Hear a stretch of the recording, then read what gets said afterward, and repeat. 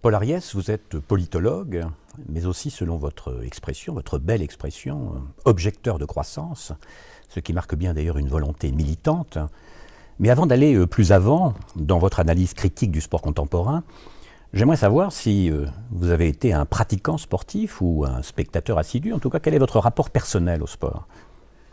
Vous avez rappelé que je suis objecteur de croissance, mais je suis tout autant amoureux du bien vivre.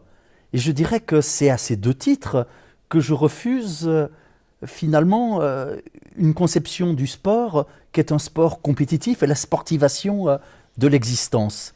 Et je dirais que j'ai arrêté d'être sportif en même temps que j'ai cessé d'être encarté dans des organisations verticales. C'est-à-dire que pour moi, c'est finalement la même logique qui me conduit à développer des activités physiques. Parce que j'adore faire du kayak, j'adore faire de la spéléo, j'adore faire des randonnées, notamment des marches nocturnes, mais à me refuser à tout ce qui correspond à l'image du sport dans ce qu'il peut avoir de compétitif, de concurrentiel. Et je dirais que mon attitude vis-à-vis du spectacle sportif est un peu du même ordre. C'est-à-dire que j'essaye d'être davantage du côté de l'acteur que du spectateur. D'ailleurs, soyons sérieux, aujourd'hui, c'est même plus un spectacle sportif. On est dans le spectacle du spectacle. Ce qui devient, j'allais dire, l'essentiel, c'est ce qui se passe dans les tribunes, c'est le marketing du sport, c'est la cérémonie d'ouverture des Jeux Olympiques. Moi, je suis particulièrement heureux aujourd'hui que la question du sport redevienne à l'agenda politique. C'est-à-dire qu'on voit depuis quelques semaines la jeunesse, notamment brésilienne, se dresser contre, j'allais dire tout simplement, ce gaspillage dans le domaine du sport. Je dirais l'organisation du mondial au Brésil, c'est 11 milliards de dollars. Et j'ai été regarder quels étaient les derniers grands budgets. Au moment des Jeux Olympiques de Londres, c'était 11 milliards. Au moment des Jeux Olympiques d'Athènes, 9 milliards. C'est-à-dire qu'on a le sentiment qu'on ne peut plus rien faire au-delà, au-dessous de son montant. Et si vous regardez combien la France consacre chaque année pour ses dépenses sportives, c'est entre 30 et 40 milliards d'euros. Et à l'échelle mondiale, c'est 140 milliards de dollars. Et si on compare ce montant à ce que l'ONU considère comme ce qui serait suffisant pour régler le problème de la faim dans le monde, je dirais que si on arrivait à mobiliser pendant 25 ans 40 milliards de dollars, eh bien on règle le problème de la faim dans le monde. Si on mobilise 80 milliards de dollars, on règle le problème de la grande pauvreté dans le monde. Donc parler du sport, je dirais que ce n'est pas une discussion académique. Ça renvoie effectivement à des grands enjeux de société, et je dirais qu'il ne faut plus parler peut-être du sport comme on en parlait encore il y a 20 ans, mais il faut en parler au moment où près d'1 milliard de jeunes est au chômage, au moment où on dit que la planète est en danger. Moi, je considère que le spectacle sportif relève aujourd'hui de l'aliénation. Mais il faudrait peut-être déjà, d'ailleurs, commencer par s'interroger sur le mot même de sport. Je crois que le terme de sport est un mot piégé, ce que j'appelle ces mots poisons, c'est-à-dire des mots qui empêchent de penser. Quand on parle de sport, on a l'impression que finalement, le sport d'aujourd'hui, ça serait la continuation des Jeux Olympiques dans la Grèce antique, du sport au moment du Moyen-Âge. Mais en fait, le sport au sens moderne, il n'est pas si ancien. Il s'est développé en Grande-Bretagne au XIXe siècle, dans la bonne société et au service de la bonne société. Donc moi, lorsque j'entends sport capitaliste, j'entends sport compétitif. Et je tiens vraiment à opposer ce qu'on appelle le sport à ce qu'on appelle, j'allais dire tout simplement, les activités physiques. Et le mot même, d'ailleurs, de prof d'éducation physique et sportive montre bien qu'il y a une différence. Sinon, on serait tout simplement dans la répétition, dans la tautologie. Pour aller vite, moi je dirais qu'il faut en finir avec les profs de sport, mais qu'il faut au contraire mettre l'activité physique, l'activité corporelle au centre de l'enseignement. Parce qu'effectivement, on sous-estime beaucoup trop, je dirais, ce que ce travail sur le corps, sur ce que ce travail sur la sensibilité peut apporter pour l'émancipation. vous dénoncez, vous élevez contre la sportivation, au fond, de la vie, qui est un trait dominant de nos sociétés. Et cette sportivation, elle s'exprime à plusieurs niveaux, au niveau politique, au niveau de l'éducation, au niveau sanitaire, économique, philosophique. Et j'aimerais qu'on commence d'abord par le plan politique. Et ça appelle à un certain nombre de questions, que vous avez déjà d'ailleurs effleurées. Notamment, commençons par les rapports qu'a le sport contemporain dans son idéologie avec je dirais, l'esprit du capitalisme. Comment penser en même temps ces deux choses? Je dirais sport et esprit du capitalisme, ça nécessite peut-être déjà deux remarques préalables. La première chose, c'est que le sport ne relève pas de la propagande. Je dirais que c'est une propagande faite corps. C'est-à-dire que la force du sport, c'est cette appropriation du corps. On peut le comprendre à travers un exemple. Regardons la façon dont ont évolué les pratiques de la danse. Dans les sociétés traditionnelles, on danse en groupe. Ce sont toutes les danses folkloriques, parce que le principe premier, c'est celui de l'organisation collective. Au XIXe siècle, monté de l'individualisme, on invente la valse. On se met à danser effectivement en couple. Et société hyper individualiste comme la nôtre, eh bien on danse tout seul. C'est-à-dire que le corps nous parle, le corps exprime quelque chose. Quand on dit que le sport relève effectivement de l'idéologie, c'est une idéologie matérielle. Ça, oui, je crois que c'est la première chose à affirmer. Deuxième élément, c'est parler du sport comme propagande capitaliste. Je dirais que ce ne sont pas seulement les adversaires du sport qui le disent, ce sont aussi ses partisans. Si vous regardez ce que nous disait Pierre de Coubertin, il disait qu'il avait la haine du socialisme, de toutes les couleurs du socialisme, pour reprendre sa formule, et il ajoutait que le sport était le meilleur instrument pour lutter contre le socialisme. Jean-Marie Le Pen, qui a été longtemps vice-président du comité Coubertin, disait que le sport est de droite. Et pour une fois, c'est peut-être la seule de toute mon existence, je suis effectivement d'accord avec lui. Donc quand on dit que le sport professionnel, le sport compétitif, est l'idéologie du capitalisme, je crois que c'est juste déjà pour deux raisons essentielles. Première raison, c'est que le sport, à travers notamment la recherche des records, c'est la mythologie d'une croissance sans fin. C'est l'idée que l'on pourrait toujours faire mieux. Et ceci dans tous les domaines. Alors les profs d'économie nous le disent, mais je dirais qu'ils sont moins crédibles que les profs de sport, qui vont nous appeler effectivement à nous dépasser. Sauf qu'on n'a plus le droit aujourd'hui d'entretenir cette illusion. Parce qu'on sait très bien que si 7 milliards, 8 milliards d'humains vivaient comme nous, une seule planète Terre ne suffirait pas. Parce qu'on sait très bien qu'aujourd'hui 20% des humains dont nous sommes s'approprient 86% des ressources planétaires. Imaginez que vous ayez 4 amis, vous avez un gâteau, vous faites 5 parts, vous mangez vous tout seul les 4 premières parts et vous laissez la dernière part aux 4 autres. Voilà aujourd'hui la situation planétaire. Alors parler effectivement d'une croissance sans fin, eh bien relève de cette logique. Et puis le deuxième principe de l'idéologie sportive, c'est tout simplement, j'allais dire en principe aristocratique, c'est que le meilleur gagne. Et que ce meilleur gagne, ça me semble effectivement quelque chose d'inacceptable au regard de la détresse aujourd'hui de milliards d'humains. Aux côtés du fait qu'on ait 1 milliard d'humains qui crèvent de faim, qu'on ait 1,5 milliard d'humains qui vivent dans des bidonvilles.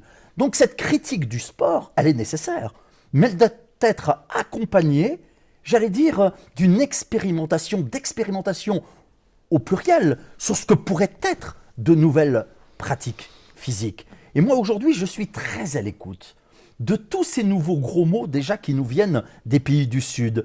Les Indiens d'Amérique parlent du sumac kafsé, la recherche d'une vie équilibrée. En Équateur, en Bolivie, on parle du buen vivir, du bien vivre. Dans la philosophie négro-africaine de l'existence, on parle du plus vivre. C'est une façon de nous dire que la solution n'est pas dans le toujours plus. Et ces mêmes philosophies qui cherchent effectivement ce plus vivre, ce bien se vivre, sont des alternatives sensorielles, sont des alternatives qui appellent effectivement à prendre au sérieux la nécessité du corps et qui refusent justement ce primat de la région froide qui a été celui de l'Occident.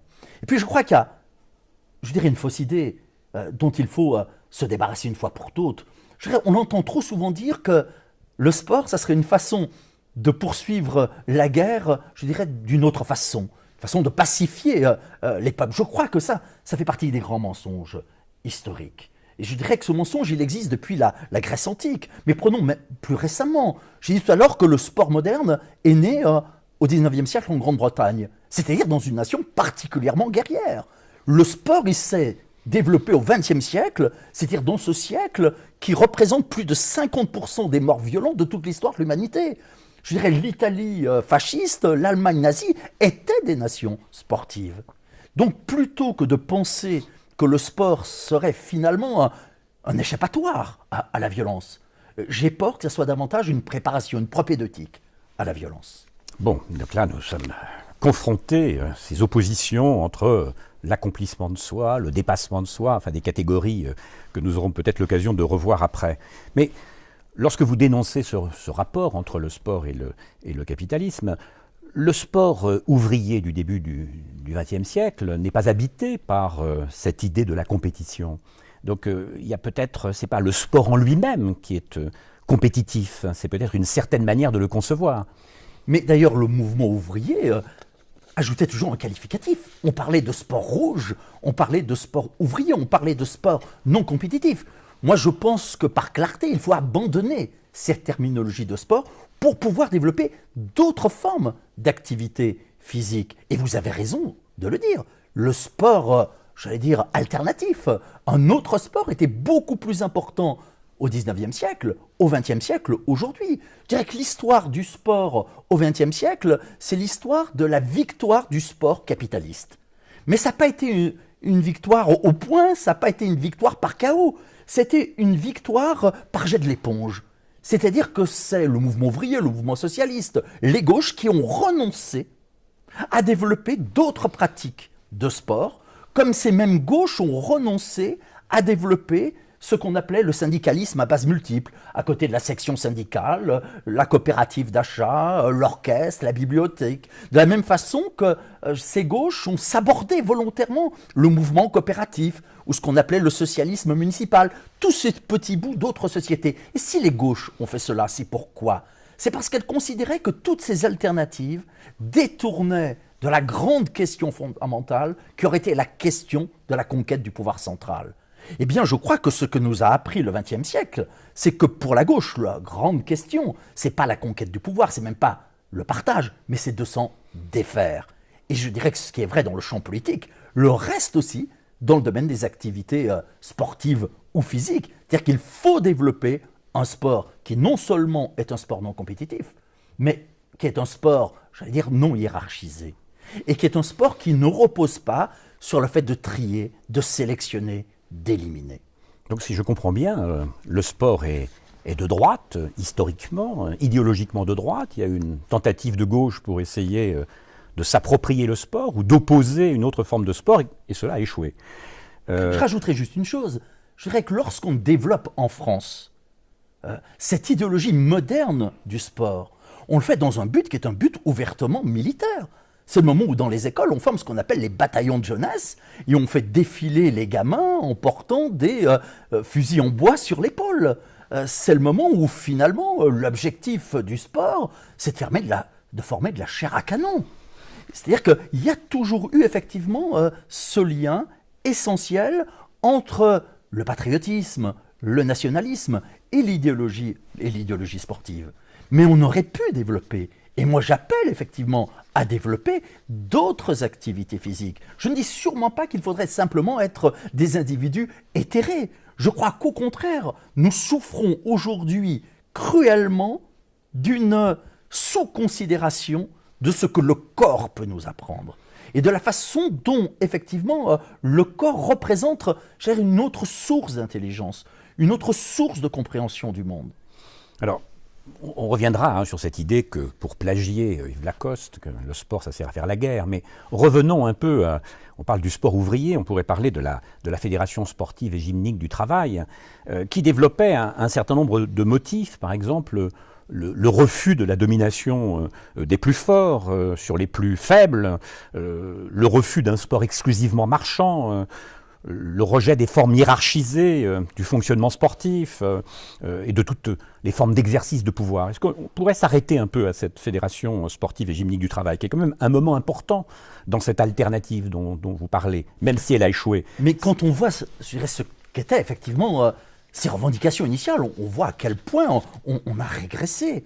Je dirais, cette fédération sportive et gymnique du travail, ça vient de ce qu'on appelait le sport rouge. C'est-à-dire l'idée d'un sport ouvrier qui aurait permis davantage de fraternité, qui aurait permis de développer le mouvement coopératif. Mais je crois qu'on peut bien comprendre ce qu'a été l'échec du sport ouvrier si on fait le parallèle avec ce qu'a été l'évolution des comités d'entreprise. J'avais participé dans les années 80 au colloque national pour célébrer les 50 ans des comités d'entreprise. Et on était tous d'accord pour dire que jusqu'aux années 80, les comités d'entreprise proposaient dans le domaine culturel des activités spécifiques. Aujourd'hui, les comités d'entreprise sont devenus des sous-traitants de la FNAC. Et dans le domaine du tourisme, eh bien très souvent aujourd'hui, les comités d'entreprise sont devenus, je dirais, fonctionnent de la même façon que les marchands de voyage.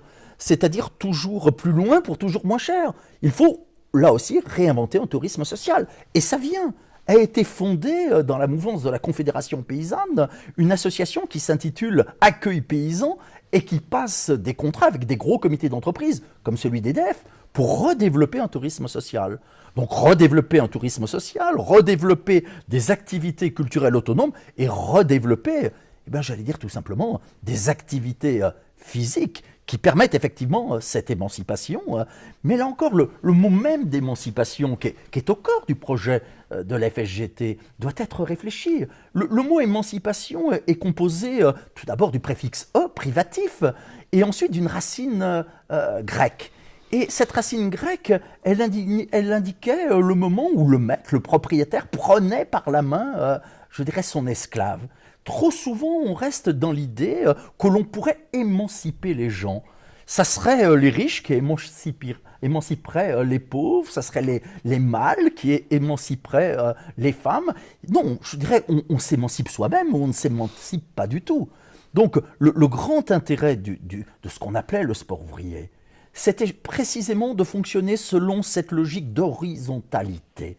Et en même temps, je crois qu'il ne faut pas avoir une vision uniquement pessimiste. La 5e fédération sportive aujourd'hui, qui est la fédération de la gymnastique volontaire, repose toujours sur ce type de principe. Mais la grande force du système est de rendre, je dirais, ce sport coopératif, non compétitif, invisible. C'est Rimbaud qui disait au XIXe siècle qu'il faut redevenir des voyants. Parce que ce système nous insensibilise, il rend invisible un certain nombre de choses. Eh bien, moi, je crois qu'il y a urgence à rendre visible l'invisible, c'est-à-dire à mutualiser ces multiples formes d'activité physique qui ne relèvent pas de ce qu'on appelle le sport, c'est-à-dire de la compétition, de la sélection, la hiérarchisation. Alors, ce qui est intéressant, vous citez Rimbaud, devenons voyants, la fameuse lettre voyant, et non pas visionnaire. Donc une manière d'habiter au fond le présent et de ne pas être simplement dans une sorte de vision d'un avenir déjà donné ou en train de se donner. Cela, c'est l'occasion de revenir sur cette idée de progrès. Vous en avez parlé tout à l'heure, ce progrès qui habite à la fois l'idéologie, je dirais, de la bourgeoisie, comme l'idéologie de l'émancipation. Alors, ce progrès qui est à la fois quantitatif, toujours plus, qualitatif, comme s'il y avait une amélioration, dans le sport, c'est un progrès qui conduit à hiérarchiser, à éliminer, à classer. J'aimerais qu'on s'arrête un peu à cette idéologie du progrès telle qu'elle est présente dans le sport contemporain. Il ne faut pas avoir une vision, j'allais dire, unilatérale. L'idéologie du progrès, ça a été quelque chose de révolutionnaire, qui nous a appris à nous libérer des lois religieuses, des lois naturelles. Mais en même temps, cette idéologie du progrès, c'est ce qui a justifié le colonialisme, le racisme, le sexisme. Et si vous prenez un certain nombre de formules, là encore, de Pierre de Coubertin, il avait une vision racialiste de l'humanité.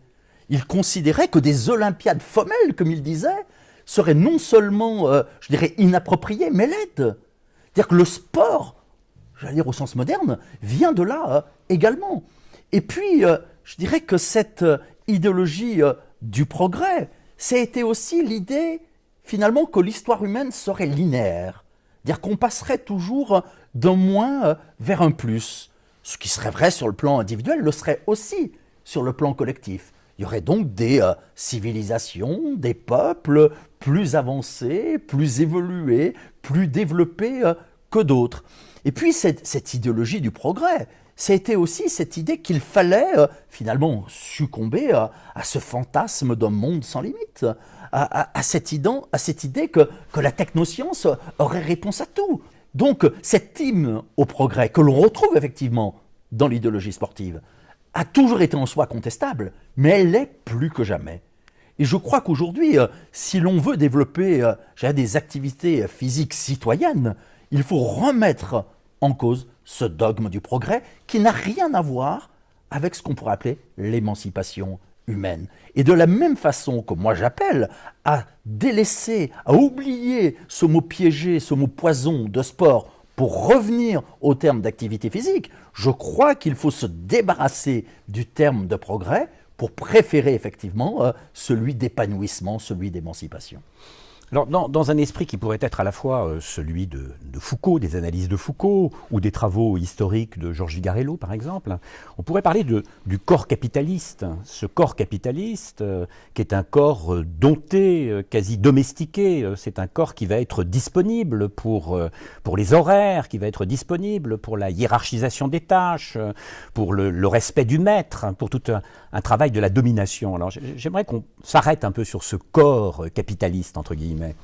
Mais je crois qu'il y a vraiment des analogies de structure profondes entre le sport et le travail, l'idéologie du travail. Déjà parce que, effectivement, les deux mettent en avant cette idée de concurrence, de compétitivité. Mais je crois qu'on peut aller plus loin dans l'analyse. Je crois que le sport était en avance sur l'hypercapitalisme, parce que le sport a mis en premier l'idée de rendement et l'idée de mesure. Et on voit très bien comment la taylorisation du corps, que l'on a pu connaître dans le monde du travail, concerne aussi le corps sportif. Ce corps sportif, c'est aussi un corps en miettes, c'est un corps où l'on va décomposer les gestes. Ce que l'on parle, quand on parle d'entraînement, ce n'est rien d'autre que la répétition sans fin du même geste pour être effectivement plus efficace, pour être plus performant.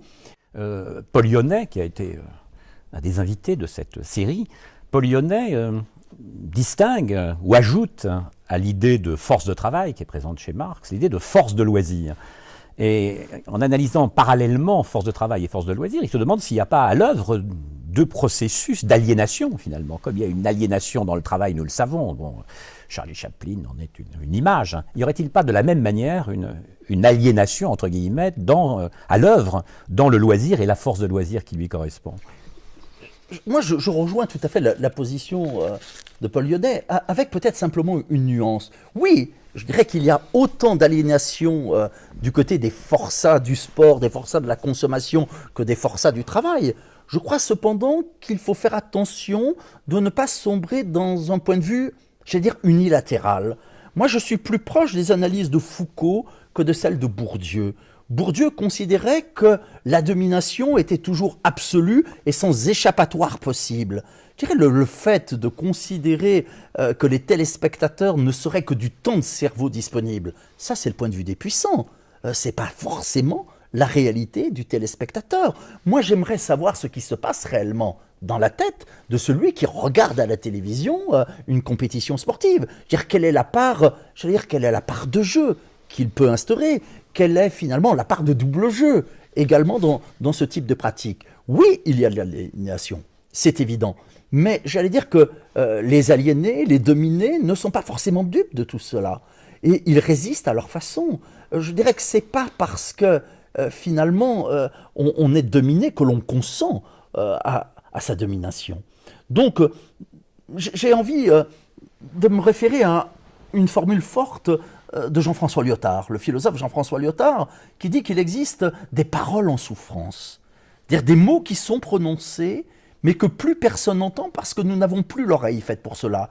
Eh bien, je me demande aussi si dans les façons de regarder ce sport compétitif, concurrentiel, si dans les multiples résistances que l'on peut exister, n'existe pas déjà, eh bien, je dirais, un sport non compétitif, d'autres activités, une autre société en puissance. Mais qu'effectivement, la force du système est de le rendre totalement invisible. De quel droit pourrions-nous émettre une critique sur cette activité de spectateurs ou de participants si nous ne sommes pas en mesure d'apporter d'autres dissolvants d'angoisse, d'autres réponses? Et je pense qu'on ne peut comprendre le sport capitaliste que si on accepte d'élargir notre critique du capitalisme. Le capitalisme, c'est foncièrement trois choses. Le capitalisme, c'est déjà un système économique qui repose sur l'exploitation du travail, sur le pillage de la nature. Je dirais ça, les gauches et l'écologie savent bien le dénoncer, mais même si on ne dit pas assez en quoi notre mode de vie reste tributaire de siècles d'esclavagisme, de colonialisme, de néocolonialisme. Mais le capitalisme n'est pas que ça. Le capitalisme, c'est aussi l'imposition de modes de vie, de styles de vie particuliers, avec des produits spécifiques. Et ça, les gauches et l'écologie ont largement perdu cette critique des styles de vie, des modes de vie. Un exemple, en 1953, Benoît Frachon, le secrétaire général de la CGT, déclare à la tribune du Congrès « Si on accepte la civilisation de la voiture, on aura en même temps le mode de vie américain qui va avec. » Je dirais aujourd'hui, un dirigeant syndicaliste qui tiendrait ce type de propos passerait pour un fou furieux. C'est la preuve que beaucoup de ketchup a coulé depuis dans nos têtes. Mais le capitalisme, ce n'est pas non plus que cela. Le capitalisme, c'est une troisième chose, sinon ça ferait longtemps que le système se serait effondré. C'est une réponse à nos angoisses existentielles, c'est-à-dire à la peur de mourir, au sentiment de finitude. Et la réponse capitaliste, c'est le toujours plus. Toujours plus de production, de consommation, toujours plus grand, toujours plus loin, toujours plus fort. Et je dirais que tant que nous n'aurons pas d'autres dissolvants d'angoisse à opposer que cela, eh bien on ne pourra être que dans des combats défensifs. C'est pas plaisir à entendre ni à dire, mais le capitalisme nous fait jouir. Et le sport professionnel nous fait jouir. C'est une mauvaise jouissance. C'est une jouissance d'avoir, d'emprise, de domination. Domination sur les autres, sur la nature. Mais tant que nous n'arriverons pas à passer de cette jouissance de domination, d'emprise, à une autre forme de jouissance, qui est une jouissance d'être, tant que nous ne nous souviendrons pas que l'être humain est d'abord un être social, et que si l'on veut développer, j'allais dire, un sport alternatif, je préfère parler d'activité physique, eh bien c'est en se souvenant qu'il faut mettre la fabrique de l'humain au corps, d'où l'idée de la coopération. Et moi je me souviens avec nostalgie, lorsque j'étais jeune animateur sportif, encadrant des gamins dans le quartier de la Duchère à Lyon, c'est-à-dire des gamins qui venaient des milieux sociaux les plus difficiles. Comment nous n'étions pas dans cet éloge de la compétition? Comment on pratiquait, je dirais, ces activités coopératives? Comment on inventait des jeux dans lesquels les règles du jeu évoluaient, c'est-à-dire étaient négociées sans cesse? Eh bien oui, nous avons beaucoup perdu. Est-ce que l'on pourrait dire avec Marc Perelman, est-ce que vous pourriez faire vôtre par exemple, la remarque lorsqu'il dit que le sport n'est plus le reflet de la société, mais qu'il apparaît comme étant son projet? Mais bien sûr. Et lorsque nous dénonçons la sportivation de la vie, la sportivation de l'existence, c'est bien ce que nous cherchons à dire. C'est-à-dire que ce qui est particulièrement grave, c'est que le sport est sorti, j'allais dire, de son lit naturel. C'est que le sport envahit la société, à tel point qu'on finit par considérer notre propre corps comme un capital à valoriser. À quel point que non seulement on n'a plus le droit d'être malade, de vieillir et de mourir. Je crois qu'il est important de penser la tension qui existe entre le sport et la pulsion de mort. C'est-à-dire que toutes les sociétés ont besoin de réguler, de gérer cette pulsion de mort. Je dirais que dans les sociétés antiques, traditionnelles, on le gère par la logique de l'honneur. Dans notre société capitaliste, je crois que l'idéologie sportive est une façon de gérer cette pulsion de mort. Mais en même temps, en développant une extrême morbidité. Et je crois qu'aujourd'hui, rien ne serait plus faux que de s'imaginer qu'il puisse exister un sport propre par rapport effectivement à ce qui ne serait que des dysfonctionnements, des accidents, la fraude, le dopage. Je crois que le dopage est consubstantiel au sport moderne. Non seulement le dopage chimique, mais également le dopage mental. Mais je dirais qu'à partir de l'armée d'abord, avec effectivement cette présence des coachs dans les commandos, du dopage dans les commandos, puis du sport professionnel, puis du sport amateur. Et aujourd'hui, dans la société, je dirais auprès de monsieur, madame tout le monde, cette idéologie du dopage, cette idéologie du coaching s'est développée. Auparavant, dans le sport, on se dopait pour gagner. Aujourd'hui, on se dope pour pouvoir simplement être dans le peloton, c'est-à-dire pour pouvoir tenir. Qu'est-ce que c'est que ce modèle que l'on offre à nos enfants? Et de ce point de vue-là, moi je suis convaincu que l'éducation nationale, que l'Assemblée nationale devrait véritablement se préoccuper de ces enjeux. Si vraiment on a foi dans un projet émancipateur pour l'école du XXIe siècle, eh bien il faut changer le regard que l'on porte sur le sport. Au plan de l'éducation, est-ce que on a le choix simplement, c'est un petit peu binaire, un peu manichéen, entre d'un côté un parti pris qui serait celui, allez, grosso modo, d'Alain Finkielkraut par exemple, de considérer que l'esprit de compétition est consubstantiel à l'humain et que c'est ce qui donnera le meilleur de l'humain. De l'autre, on peut prendre Michel Onfray, ce sont deux invités aussi de Regard sur le sport. Michel Onfray qui lui conteste tout à fait cela et pour une conception, comme il le dit lui-même, nominaliste du sport, dans lequel, ou activité dans laquelle n'interviendrait pas nécessairement la rivalité. Comment vous pensez cette catégorie de la compétition, de la rivalité? Je pense qu'il faut déjà se défaire de tout essentialisme vis-à-vis du sport. C'est-à-dire qu'il faut se défaire de cette idée que la compétition, que l'esprit de concurrence serait quelque chose de naturel. Ça ne l'est pas plus et pas moins que l'esprit coopératif. On doit aux travaux des anthropologues, je pense à Pierre Clastres, je pense à Lévi-Strauss, d'avoir montré que dans ce qu'on appelle les sociétés premières, il y a beaucoup de jeux, on joue énormément, mais il n'y a pas d'activité d'ordre compétitif. Et l'objectif, ce n'est pas de gagner. Lévi-Strauss explique dans Triste Tropique comment sur les beaux plateaux andins, on va, recycler les matchs de foot, mais on joue tant qu'il n'y a pas égalité. Pierre Clastres explique comment, si on organise dans les sociétés premières qui existent encore aujourd'hui des courses à pied, eh bien tout le monde arrive sur la même ligne. Parce que tout simplement, ce principe, non seulement d'individualisme, l'idée qu'il faudrait être le meilleur, n'est pas enraciné. Mais ce qui est enraciné, c'est le fait que ce qui aurait de pire, ça serait d'être en dehors du groupe, d'être sorti du groupe. Aujourd'hui, faites l'expérience. Prenez des gamins dans une école maternelle, faites-les courir, il n'y a pas besoin de leur expliquer 10 fois, ils vont se battre pour être premiers. Donc, il faut refuser cette idée que le sport, ça serait la compétition, que la compétition, ça serait la vie, donc que le sport, ce serait la vie. Je crois que ce qui est, oui, la vie, c'est la nécessité de s'épanouir physiquement, sensoriellement, intellectuellement. Mais ça ne relève pas de ce sport qui, je le rappelle, est un phénomène récent, qui est né avec le 19e siècle. Donc, esprit, je dirais, de compétition naturelle, non, sûrement pas. Et oui, il faut opposer d'autres formes d'activité. Il faut le faire, de tout temps, mais d'autant plus aujourd'hui, compte tenu de la situation planétaire, compte tenu de la situation écologique. C'est-à-dire qu'on n'a plus le droit de reculer la critique du sport. On n'a plus le droit de reporter le moment où il va falloir faire ce grand basculement. Et je voudrais sûrement pas qu'on comprenne ce discours comme étant finalement le fait d'amoindrir la question du corps.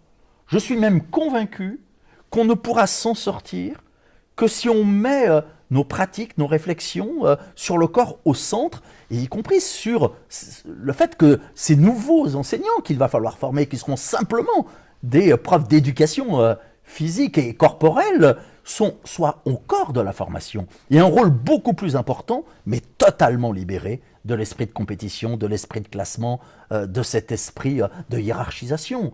Je dirais que sur un podium, il y a 3 places, il y a 8 milliards d'humains. Donc là, vous nous appelez une véritable réforme intellectuelle et morale, plus que simplement des aménagements. Parce que si vous parliez de réforme morale. Je crois qu'effectivement, la devise olympique est immorale, mais au sens kantien, profond du terme.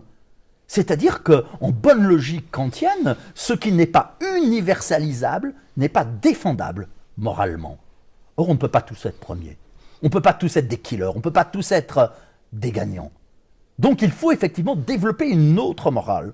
Et cette autre morale, c'est une morale du partage. C'est une morale de la coopération. Et là, oui, nous avons beaucoup à apprendre, j'allais dire peut-être des cultures populaires, des cultures rurales, de tout ce qui est pré-capitaliste, voire peut-être de ce qui est proto-socialiste, de ce qui annonce une autre société à venir. Donc, cela appelle plusieurs remarques, plusieurs commentaires. D'abord, concernant l'école, tout simplement. Vous parliez d'éducation nationale. L'école a une très lourde responsabilité dans cette façon d'entériner, finalement, cette idéologie de la compétition. Et peut-être y a-t-il un échec dans l'école à penser en même temps, puisque nous parlons de sport, l'éducation physique, donc l'accomplissement du corps, et sportive, c'est-à-dire ici la compétition. Donc peut-être, lorsque vous dites il faut des professeurs, de nouveaux professeurs, c'est la question de Marx, qui éduquera les éducateurs. Donc la question ici, c'est une question de fond. Comment pensez-vous la responsabilité, le rôle et la responsabilité de l'école et du système scolaire dans cette ambiguïté, dirons-nous, entre l'accomplissement de soi et le dépassement de soi, le perpétuel dépassement de soi? Mais déjà, je crois qu'il faut aller plus loin que la simple remise en cause du sport scolaire tel qu'il existe. Ce qu'il faut remettre en cause, c'est la sportivation de l'école. C'est-à-dire, c'est le fait que toute l'école repose sur les mêmes mécanismes. C'est-à-dire sur la hiérarchisation, sur le classement. On a tout un débat aujourd'hui sur la notation. Je dirais que c'est bien, mais c'est insuffisant. Il faut aller beaucoup plus loin. Quand on regarde ce qui apparaît aujourd'hui, j'allais dire comme le parangon de notre modèle éducatif, les classes prépa. Mais les classes prépa, ce sont des abattoirs. C'est-à-dire qu'effectivement, il y a une minorité qui en réchappe et qui vont accéder aux grandes écoles. Mais qu'est-ce que l'on fait de tous ceux qui déjà n'y sont pas admis?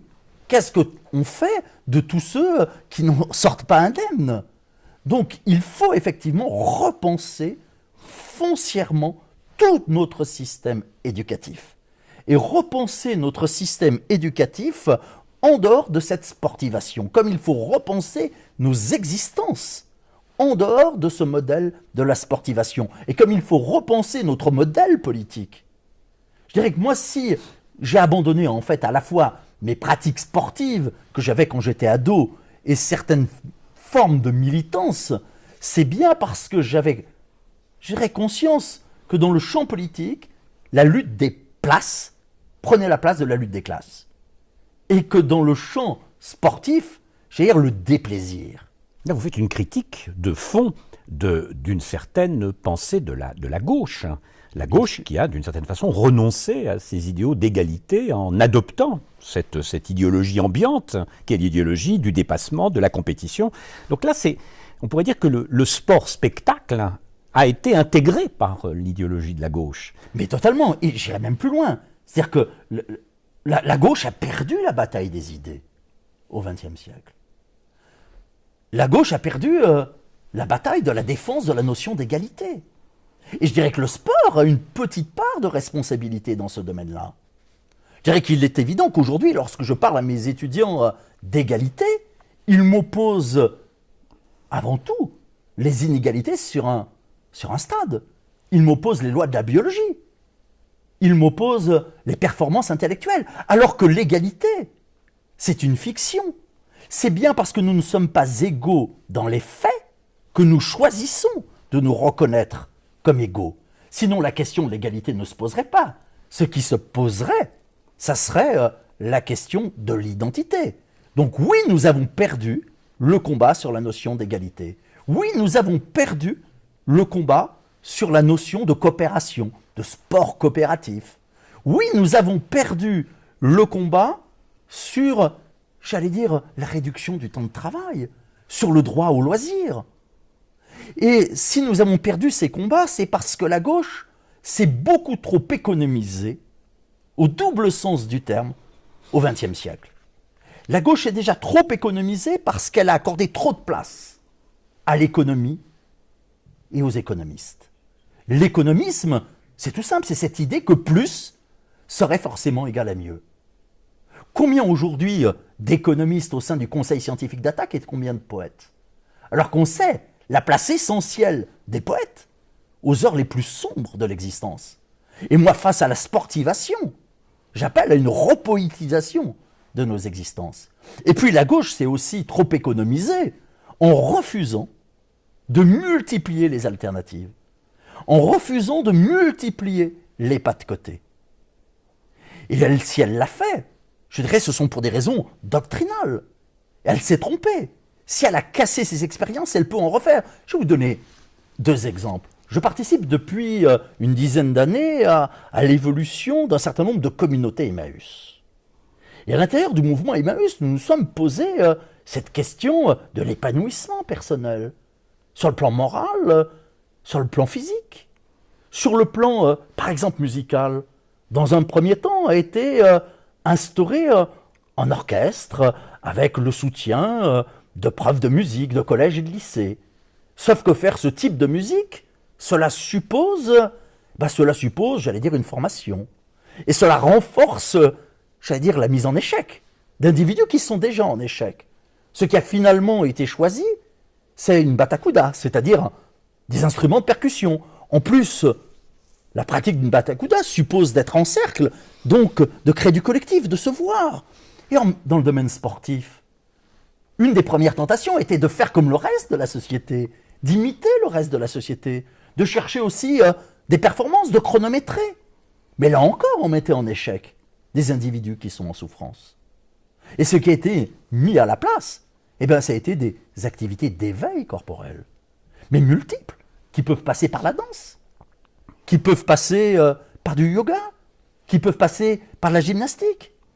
Je crois qu'il n'y a pas une liste préétablie de ce qu'il faudrait faire. Mais en revanche, on a quelques repères.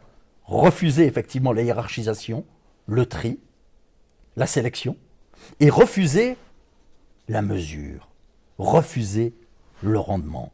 Et j'ai l'espoir que si on commence à refuser le rendement et la mesure dans le champ de l'activité physique et corporelle, ça puisse s'étendre plus facilement au reste de la société. De la même façon que la sportivation des activités physiques a contaminé la société, je pense que la décolonisation de ces activités, de l'esprit compétitif et concurrentiel, pourrait rejaillir sur toute la société.